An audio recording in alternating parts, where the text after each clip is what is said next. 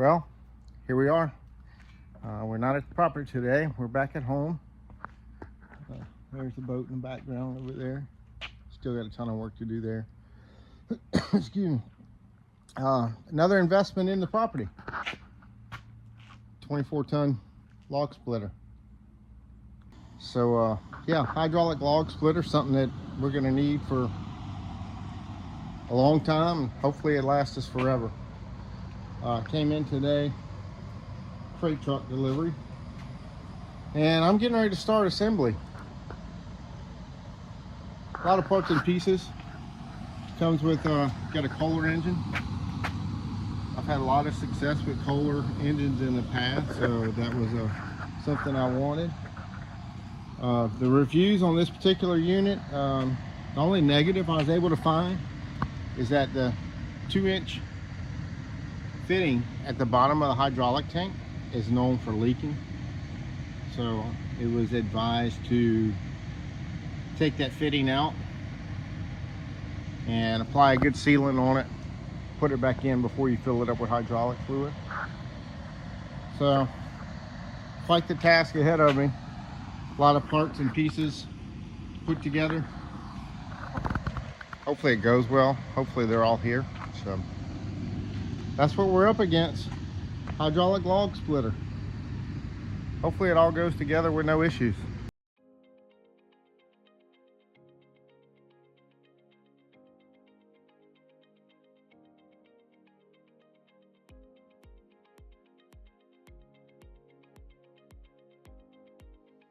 All right, so we got the fitting out. And I know some people are going to disagree, say, oh, you shouldn't use Teflon tape on fittings like that. Well, I've never had a problem with it, so I'm going to wrap it with some Teflon first. This isn't stainless, by the way. This is just plated, like a galvanized plating. So we're going to wrap it with Teflon first. Like so. I tried to break this fitting loose. I can't get it broke loose. These hydraulic fittings aren't going to be under any pressure. This is the supply side, so it's just gravity feeding hydraulic fluid, which is going to go to the pump, and then the discharge side of the pump will be under pressure. So again, the reviews I had read about this particular log splitter said that it leaks at the 2-inch fitting. So I've got it wrapped with Teflon tape. Now I'm going to use a little PTFE sealant compound on it just to give it extra sealing pressure, or sealing surface in the threads. It's just what I've always done, and it's worked for me.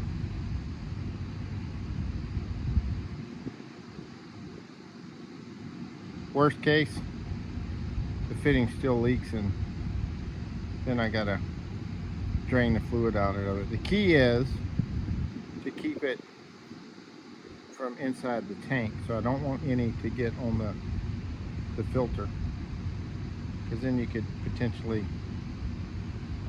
clog up the hydraulic lines or the pump. So there we go.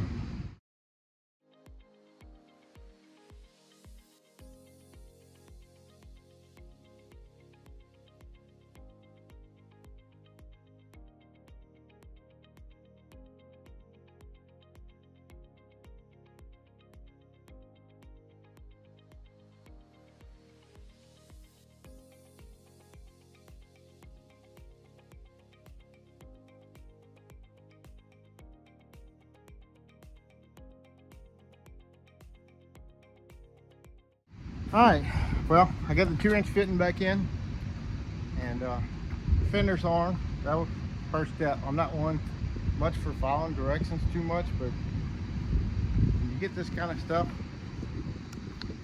and it's all made overseas,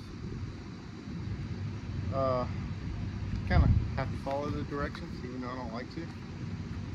So next part, we're going to be moving on, putting the tires on it. So This log splitter unit is basically, it's built on a trailer that you can pull behind a vehicle. It's going to have a 2-inch ball coupling on the end of it.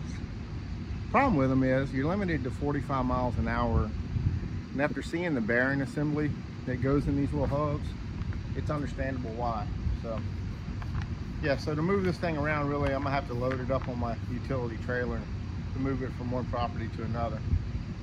So anyway, I'm gonna keep on going, try and get as much done this evening as I can.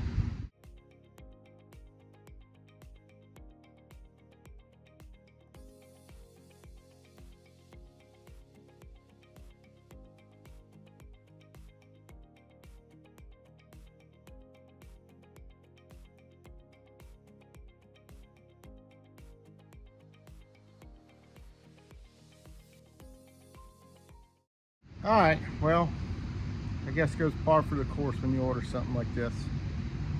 I'm missing the wheel bearings for the wheels.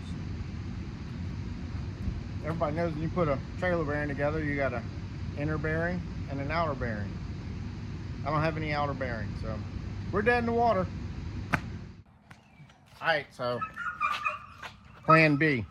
We don't have the wheel bearings, so I'm gonna attempt to do continue the assembly by setting this up on some blocks. And I just got off the phone with Northstar. They're sending me bearings, but it'll be a few days before they get here. So, but I want to get this thing put together. So here we go. I got my trusty helper.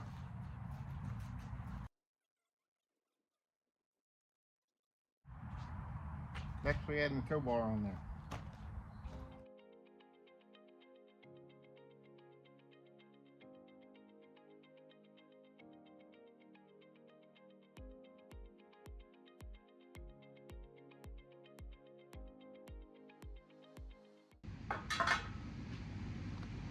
And just like that, the tow bar is on.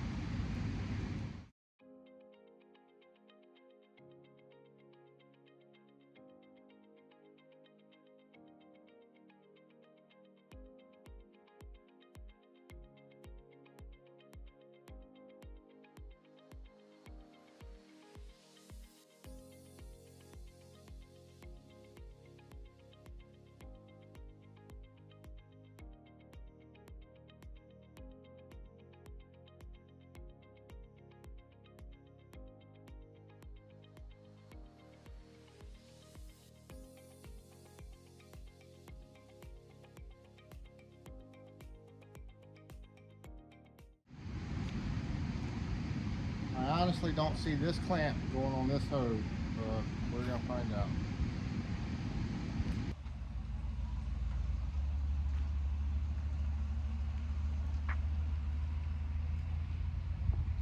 Well, surprisingly, it went on that end.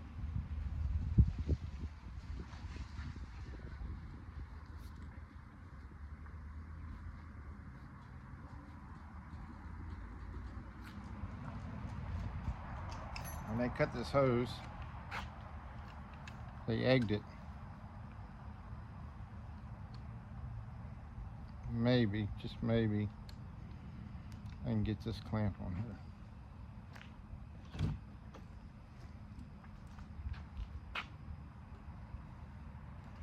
It's tight, but it'll go.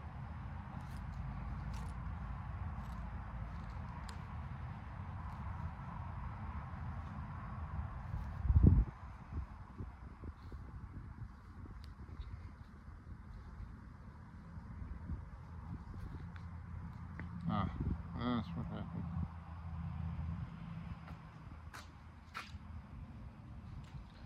Yeah, these clamps really should have been bigger than what they are. Their max OD is like barely fits the hose.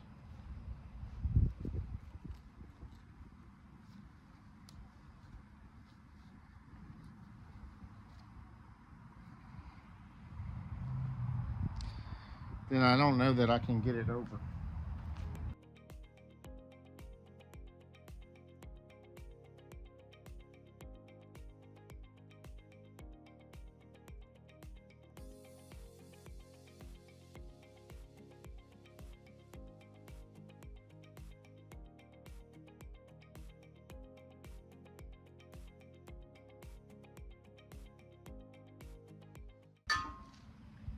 All right, got that one on.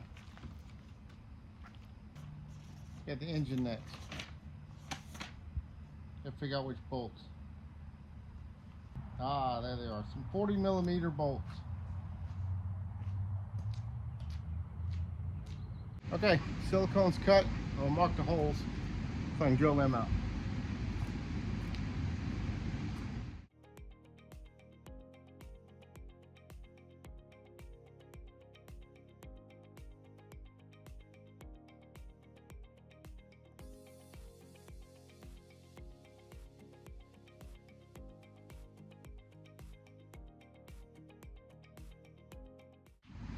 Silicone rubber sheet. Going to use that as a motor isolation pad.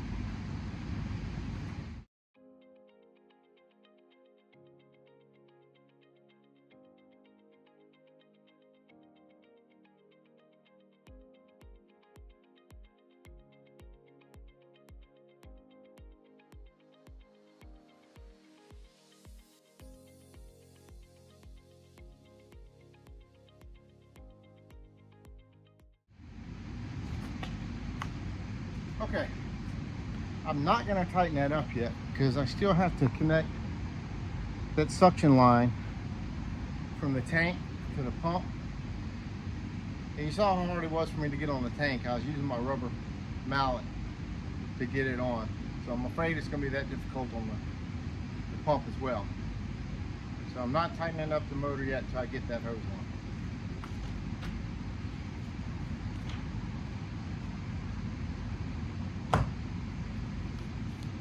Which, that's the next step, getting that hose on.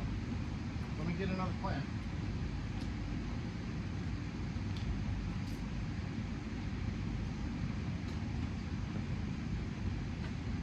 Hopefully, this side goes a little easier.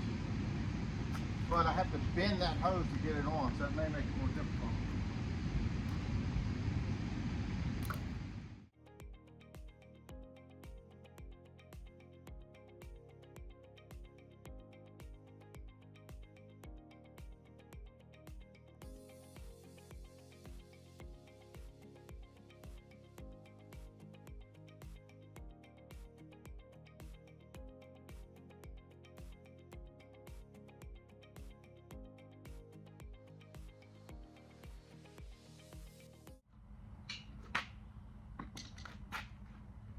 I need to rotate that clamp a little bit. I got it on there.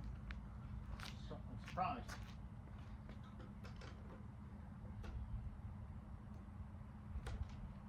Yeah, there we go. I like that better. I can get to it, tighten it up.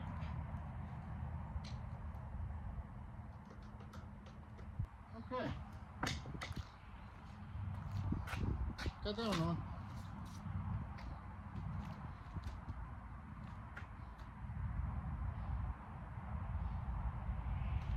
I think with that one on, it's safe to say I'm gonna go ahead and tighten the motor mounts down.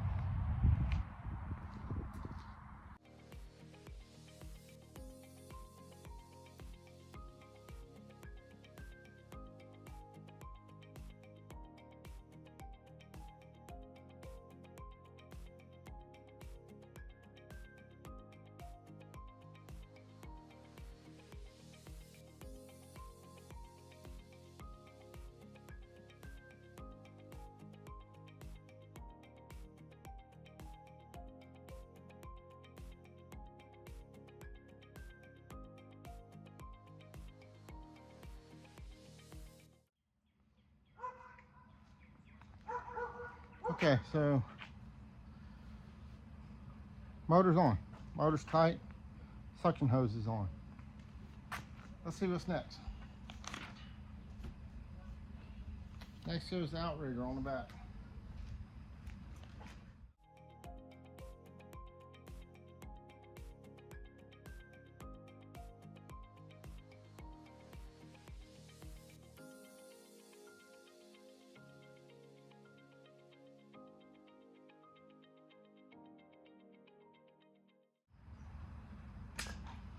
Okay, outrigger's on. What's next?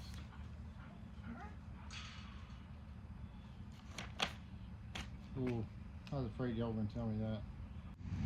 This might be tough because it's not at the right height. We're gonna hold off on that. We're gonna go with the filter. Filter assembly.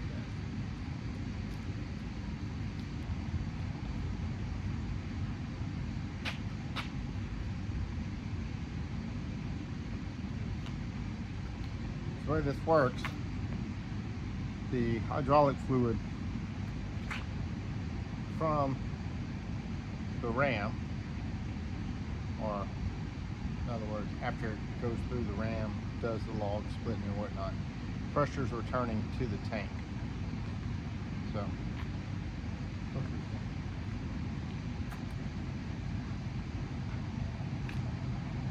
I don't know what this crap is they got on here for a thread sealant, but I'm gonna put mine on.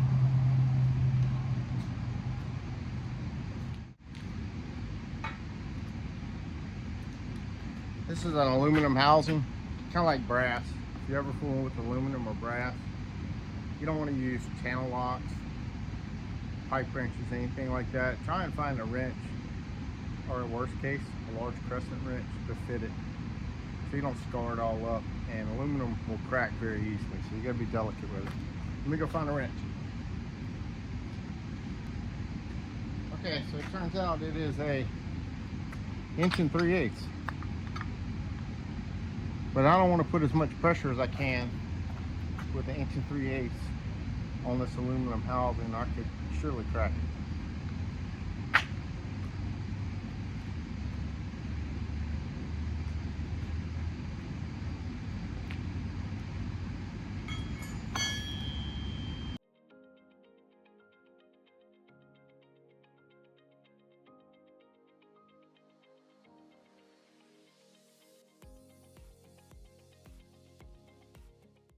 So I don't want to take any chances. I'm not going to go any tighter than that.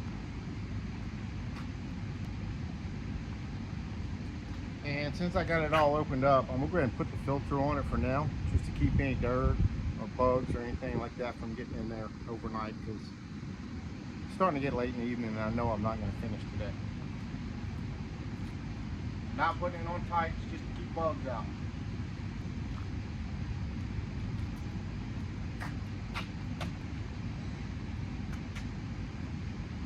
Now, I know I'll be so proud. I'm following the directions to a T, even though I really don't need to put this manual keeper tube on right now. I'm going to go ahead and do it. That's what the directions say to do.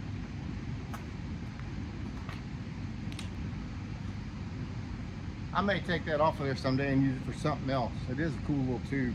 Keep things weather tight. Okay, this is a good time to take a time out, because the next step, I'm going to pick up this bad boy right here. That's the actual beam that does the splitting, or that the hydraulic cylinder ram actuates on. And you'll see it's got this big old heavy, like 1.5 inch steel plate at the bottom, plus the weight of the splitter itself. It's pretty stout, and with my shoulder, I don't need to be picking up on this by myself right now, so kind of look old with these glasses on. All right, so I'm gonna take a break and see if I can't recruit some help. Okay, well, I'm back. You can see it's starting to get late.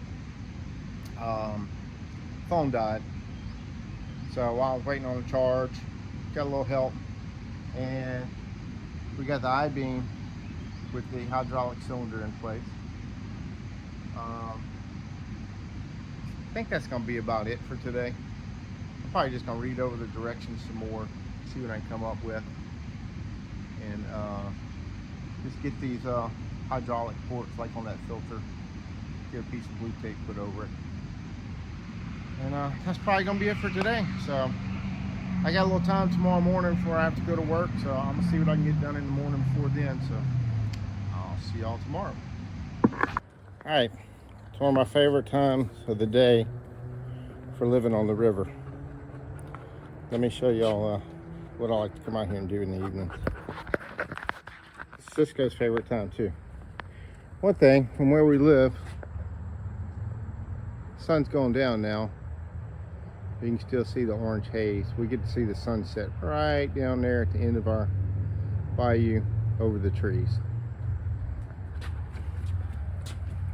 So here's what we like. Got a bucket full of fish food here. We call them fish snacks. Sister likes his. And then, see if they come up. So we had a hurricane a few weeks ago. And really messed up the water pretty bad. I had catfish coming up here by the hundreds, some big ones too, every day. And they left because the water quality got so bad. But the water's getting better, and as you can see, they are coming back.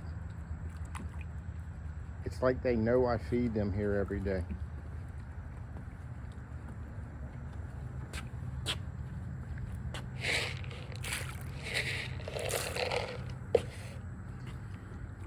Every now and then, we'll come over and invite some people over, my mom and dad.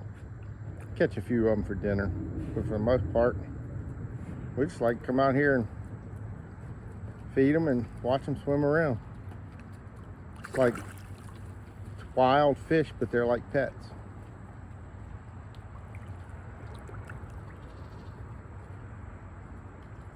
For a while before the storm, I had one about, I don't know, 8 to 10 pound blue cat that would come and feed every day. But I hadn't seen him back since the storm. I just saw one a minute ago. They're kind of hard to see because the water's still real black, real dark right now. But they're coming back, slowly but surely. Then during the winter, when the water gets cold, they'll leave out of here for the most part. And they won't come back in till later in the spring when the water starts warming up a little bit. So, that's the swamp. Got some trash that floated in with the last storm. I just hadn't put my boat in to go clean it up. Along the bank over there, full water jug, couple pool noodles, but we'll get it cleaned up. Get some trees over there that got blown over during the last hurricane. Not too bad. But we'll get it cleaned up.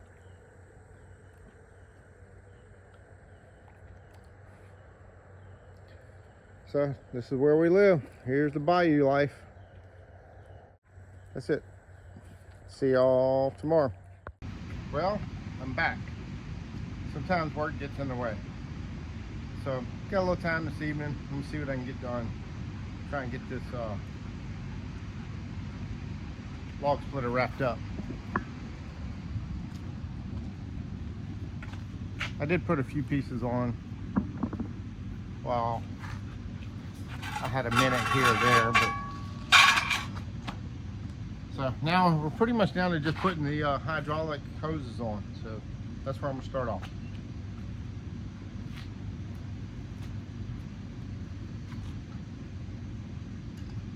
Just removing this plastic thread protector, the bottom of the cylinder. And it's got a fluid in it. Great.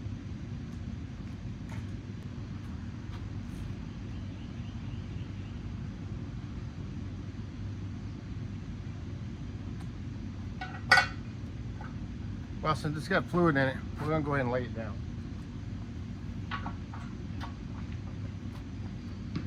I hope.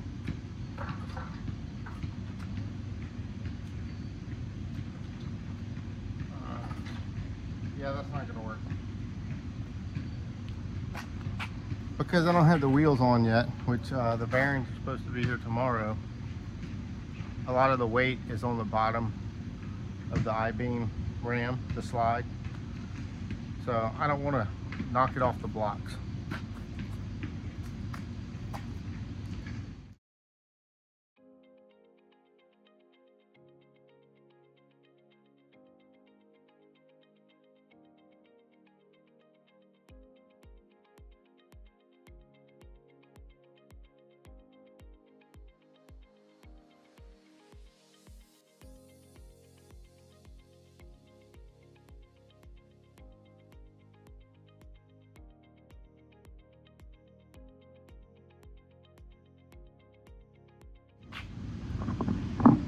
So I see something that I'm not liking. It appears that the valve assembly doesn't have anything that it mounts to. It's just held on by a fitting. Not particularly liking that.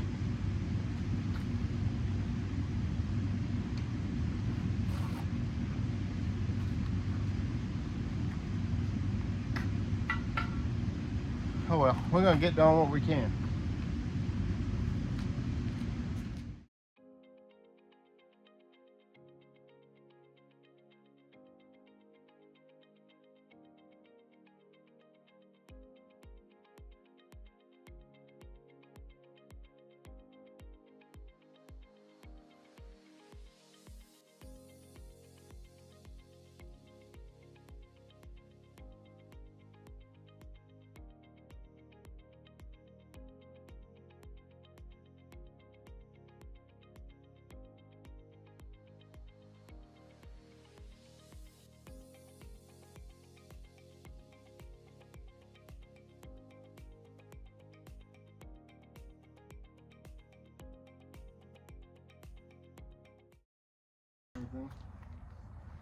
I'm gonna come back and tighten everything really tight, like torque down like it's supposed to be, after I get all these hoses fitted. Make sure I like the way they line up.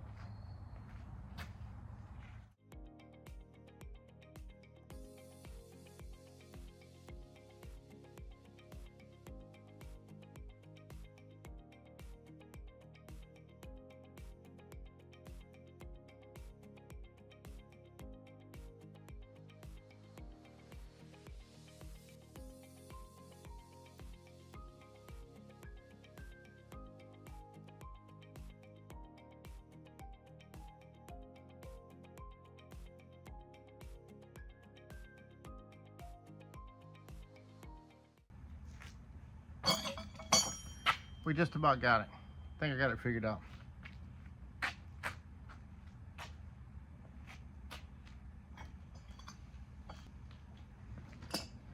Unfortunately, when you live in the swamp and the sun goes down, the mosquitoes come out in force. And I'm not dealing with this. I had a long day as it is, so to be continued. We got one hose left to put on. I'm gonna tape up the ends and try and get it finished tomorrow. So, peace out, wagon trail. All right, I'm back. It's another morning. I got a little bit of time today before I go do a job this afternoon.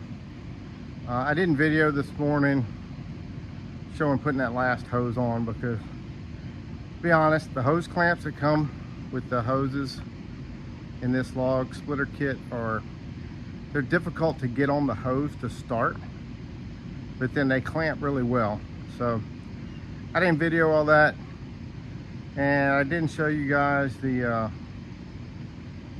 adding the hydraulic fluid, which I'm going to do a walk around now, and I'll show you so far what I like and what I don't like about the unit, and then we're going to do the first initial startup.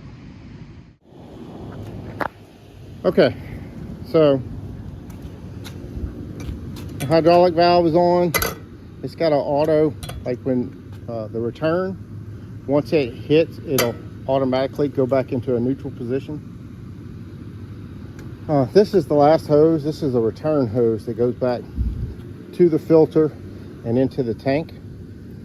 These are the hose clamps that come with it. It's a good style hose clamp. They're just really hard to get on there. This particular hose, it has like it's got an inner hose that's spiral wound with steel wire, and then the outer, and the outer is really thick on them. You can see it kind of mushrooms out when you clamp it down. So hopefully I've got everything torqued down. ORB fittings that have an O-ring on them, everywhere that's under pressure. Got the little short supply hose that comes off the tank. I think I touched on this earlier. Some of the reviews said that this fitting right here commonly leaks from the factory, which I see some hydraulic fluid down there. I'm gonna wipe up, but my number one complaint is the filler neck for the hydraulic fluid. Look how small this is. it takes a small funnel to get in there. And granted, this thing holds almost 8 gallons of hydraulic fluid. So I'm trying to dump a 5-gallon bucket into a little funnel. And yes, as you'll see, I spilled it. Hopefully it's clear hydraulic fluid, so it should come up with a little degreaser. I've got it topped off with gas. The oil fill for the 5.5 horsepower Kohler, there's one on each side, but as you can see, they're not ideally located. So next time I do an oil change, I need to get a funnel with a longer neck that'll kind of come up. Also noted that this engine only holds about a 1/2 quart of oil, which I thought was a little odd. I thought most small engines like that held a quart, but yeah, you can see I spilled that too because I overran it, so I had to pump some oil out of it because it was overfilled. The initial startup directions say to pull the spark plug and pull rope, turn the engine over at least 20 times, and that's to prime hydraulic fluid into the hydraulic pump. And then after that, you put the spark plug back on. We should be ready for the first startup. So I'm going to get a towel and wipe up that hydraulic fluid down there so I can make sure I don't have any leaks. And then we're going to do the first initial startup. I also have brought a couple logs off, pieces off my log rack. I'm very positively thinking that this thing's going to run, and I just want to run the splitter up and down a few times to make sure that it is doing what it's supposed to do. So stand by. Okay, here we go. It's a little breezy out here today, so I had to lower the tripod so it wouldn't get blown over. But here we go. Let's see if she's going to start. Fuel's on. Choke's on. I set the throttle about a little over halfway.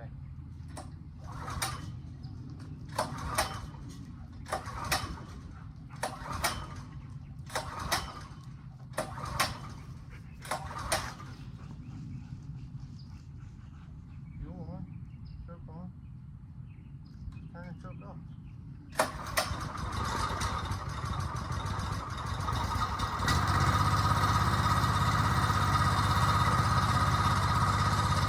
Well, I had it choked, and apparently it didn't need to be choked. So I'm gonna just let it run there for a few minutes to warm up, just to get the oil and all circulating. Let's see what happens.